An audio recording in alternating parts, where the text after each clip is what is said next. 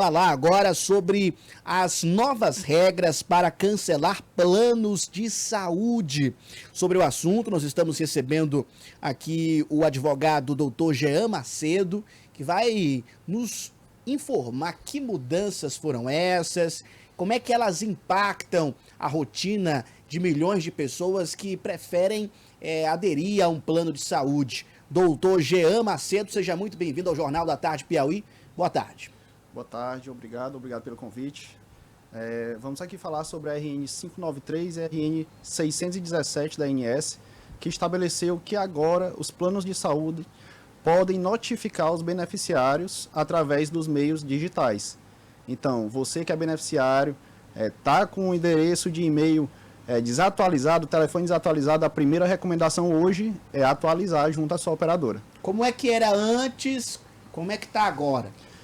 Antigamente, a operadora só poderia notificar através de carta, de correspondência, ou pelos correios, entregue a qualquer pessoa que estiver no endereço, ou pela notificação por empresa própria, que teria que ser entregue diretamente ao responsável. Hoje, poderá ser feito através de e-mail, de mensagem, de ligação gravada. Só tem um porém: o beneficiário tem que apresentar a confirmação de recebimento.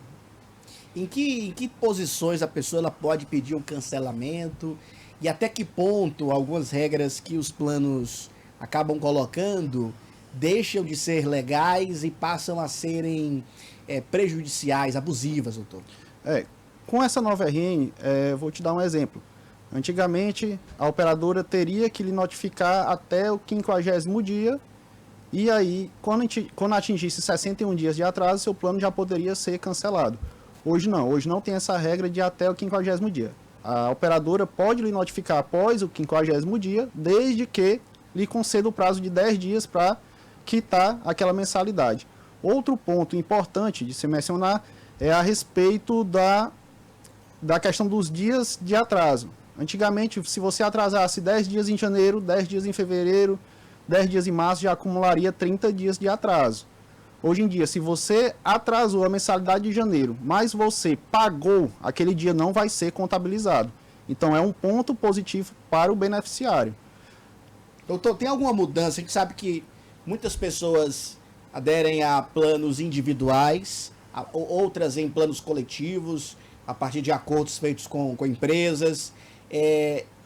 Essas mudanças, elas atingem também mais os individuais ou os coletivos? Ou ambas, as duas formas, são atingidas de forma equivalente, de forma igual com essas atualizações? Essas regras, elas valem para aquele beneficiário que paga o boleto direto para a operadora. Pode ser plano pessoa física, pode ser plano coletivo por adesão, ou pode ser também aqueles planos de autogestão. A regra aqui, ela pague diretamente para a operadora. Ou seja, tem aquele boleto lá que ela paga sozinha, não é através de uma empresa, né? Não é descontado de outra forma. É através do boleto ou então do débito em conta corrente, né? Então, o prazo de 60 dias para acontecer a parada dos serviços, ele continua com esse mesmo prazo. Sim, tem a questão do atraso, como eu falei. A operadora vai notificar o beneficiário e dá 10 dias para ele quitar aquele débito. Ultrapassou esse prazo de atraso, a operadora poderá suspender ou cancelar o contrato. Porém, se o beneficiário tiver internado, a operadora não pode, de forma alguma, cancelar aquele contrato. Doutor, uma pergunta nessa temática, né, em relação a cobranças. Quando o indivíduo está em atraso e ele necessita realizar um atendimento a um pronto-socorro de um hospital, ele tem direito a utilizar aquele serviço mesmo estando em atraso com a operadora? Se o plano de saúde estiver somente em atraso, ele tem total direito do atendimento. Se o plano de saúde já estiver cancelado e a operadora tiver cumprido todos esses requisitos que eu falei anteriormente, aí ele vai precisar contratar um advogado especializado para resolver a demanda dele. Ou seja, mas tem um prazo? Sim. 15 dias, 20 dias? A Eu estou atrasado, estou com a um atraso operadora- de 20 dias. A operadora notificou o beneficiário. Ele está dentro daqueles 10 dias para pagamento da mensalidade antes do plano ser cancelado. E ele necessita de um atendimento, a operadora tem que fornecer esse atendimento. Perfeito. Helder? Tá aí. E no caso, existem, além dessa mudança, né, dessa nova regra, existe hoje alguma previsão de mudança também entre esses tipos de plano de saúde, individual e coletivo? Existe algo que esteja tramitando que pode mudar essas regras? Olha, como a gente havia conversado anteriormente, a regra que está valendo hoje é essa, que é definida pela Agência Nacional de Saúde Suplementar. Existem também, como eu fui perguntado anteriormente, a questão do reajuste, né? A questão do reajuste, ela varia entre um plano pessoa física e um plano coletivo. Um plano pessoa física, existe o reajuste por faixa etária e existe o reajuste anual. O plano coletivo por adesão, existe o reajuste por sinistralidade, ou seja, se aquele sindicato, aquela entidade de classe, ela utiliza bastante o plano, o reajuste vai ser maior. Se ela utiliza de forma mais baixa o plano, aquele reajuste vai ser menor, que a gente chama que é a sinistralidade. Então esse valor é bem individualizado, né, doutor? Bem individualizado. Vou dar um exemplo. Se por acaso você faz parte de um contrato coletivo por adesão que tem poucos beneficiários e um beneficiário faz um tratamento de alto custo, ele vai refletir em todos. Então vai ser um reajuste considerável. Inclusive, tem pessoas, doutor, estamos recebendo aqui um especialista no assunto, né, o doutor Jean Macedo. Doutor Jean, e eu conversando com algumas pessoas ligadas à área da medicina, e elas falam que hoje a justiça ela está quebrando os planos de saúde, por conta de decisões judiciais que são dadas, e isso vem comprometendo até mesmo o trabalho e as contas desses planos de saúde. Como é que o senhor reage a isso? O senhor acredita que realmente isso esteja acontecendo? Eu não acredito.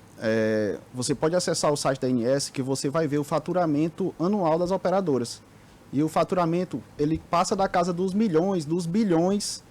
E como é que funciona a operadora? Existe um beneficiário que ele usa bastante o plano, mas existem 20 mil beneficiários que só usam para uma consulta eletiva ou para um exame de rotina, ou nem mesmo residem na cidade que tem a cobertura do seu plano, só vem uma vez por ano para fazer um check-up. Então, essa questão de desequilíbrio contratual, eu realmente não acredito. Aí. Doutor, outro questionamento que a gente escuta muito da população é em relação aos serviços que são ofertados por essas operadoras, né? Por exemplo, eu recordo aqui uma operadora que ela acabou migrando para outra, comprou uma rede grande aqui em Teresina, e houve ali uma certa superlotação das pessoas solicitando os serviços, e diz que existe uma cartela com valor X, né, de serviços ofertados, e depois disso foi passando a ficar menor, né? Tem alguma regra, alguma orientação que o senhor possa passar? Porque quando a gente contrata o plano de saúde, por exemplo, ele vem ali com 10 serviços, e aí no decorrer do tempo aquela quantidade cai para metade, 5. O consumidor, ele pode reclamar, ele pode fazer tomar alguma providência em relação a isso? E eu posso complementar, ele pode cancelar, alegando esse motivo, sem ter que pagar nada para o plano de saúde? Na verdade, é uma situação muito delicada. Quem faz um plano de saúde hoje é porque ele está necessitando bastante. Então, vou dar um exemplo com uma criança que possui, uma criança atípica. Ela faz vários tratamentos em várias clínicas, né? Ela tem a questão da psicomotricidade, a questão da fonoaudiologia. Então, ela cria um vínculo terapêutico com aquele profissional. O que ocorre? A operadora, no intuito de criar sua rede própria para diminuir gastos ou por questão de gestão, ela acaba que descredenciando aquela clínica, que aquela criança fazia o acompanhamento, que já tem um vínculo terapêutico, que já tem um resultado bastante eficiente, para botar a criança na rede própria. O que ocorre? Para iniciar novamente aquele tratamento, a criança precisa de um determinado tempo, o que acaba lhe prejudicando. E isso, quando acontecer com o beneficiário, é necessário que ele procure um advogado especialista também. Até porque essa é uma ação que, perante a ANS, é uma ação válida, desde que comunicada ao beneficiário. Porém, já tem entendimentos jurisprudenciais diferentes. Por isso que é sempre bom você verificar essa questão com um advogado. Doutor, tem um questionamento aqui, inclusive, da nossa equipe, né, os nossos amigos que ajudam a colocar o nosso programa no ar, em relação eu contratei um plano de saúde, não utilizei, né, nunca utilizei o plano, e acabei cancelando. Eu vou ter o reembolso desse valor que foi investido? Infelizmente não vai ter o reembolso, porque quando você paga um plano de saúde, ele está ali disponível para você utilizar. Então, se você não utilizou, mesmo assim o seu plano estava ativo. Em caso precisasse de uma urgência ou de uma emergência, ele estaria disponível para o beneficiário fazer a utilização dele.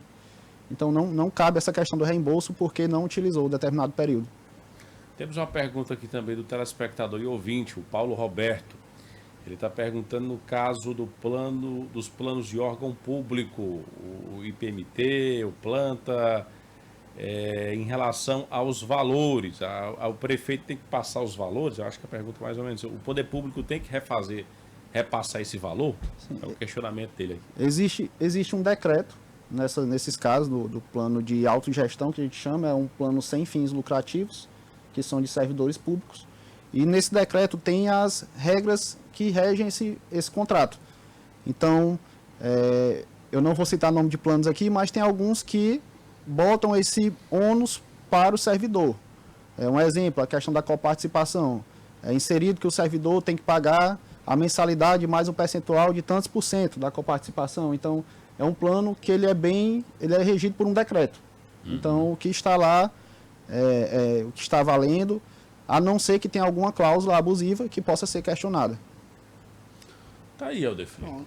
Conversamos com o doutor Jean Macedo, né, destacando aí essas importantes orientações para o nosso telespectador e ouvinte em relação aos planos de saúde, nessas modificações que irão ocorrer nesse mês de fevereiro, Helder Felipe. É isso, doutor Jean, muito obrigado pela sua participação. Seja sempre bem-vindo aqui ao Jornal da Tarde Piauí.